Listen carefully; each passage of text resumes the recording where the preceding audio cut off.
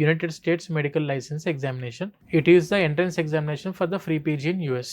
ఇందాక మనం అనుకున్నట్టు స్టెప్ 1 అండ్ స్టెప్ 2 రాసుకొని క్వాలిఫై అయిన ప్రతి ఒక్క student they're eligible for USMLE free PG. అక్కడ మీరు ఫ్రీ పీజీ చదువుకుంటున్న టైంలో కూడా $5,000 పర్ మంత్ అఫీషియల్ గా మీరు చేస్తున్న ఏదైతే మీరు రెసిడెన్సీ చేస్తున్న హాస్పిటల్ నుండి $5,000 పర్ మంత్ స్టైఫండ్స్ కూడా వస్తాయి.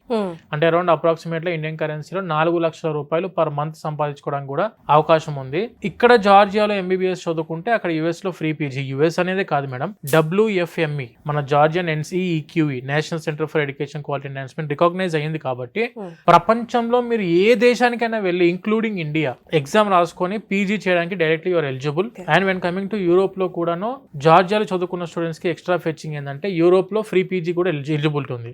మీరు వేరే కంట్రీస్ చదువుకున్నప్పుడు యూరోప్ లో ఫ్రీ పీజీ ఉండదు, ఎందుకంటే Georgia follows ECTS system, European credit transfer system. కాబట్టి మీరు యూరోప్ లో ఉన్న ఎన్ని దేశాలు 42 దేశాలకు కూడా directly your eligible. And Schengen countries కూడా వెళ్ళి మీరు ఫ్రీగా పీజీ చేసుకోవడానికి కూడా అవకాశం అందిస్తున్న దేశం Georgia, because it is a European country.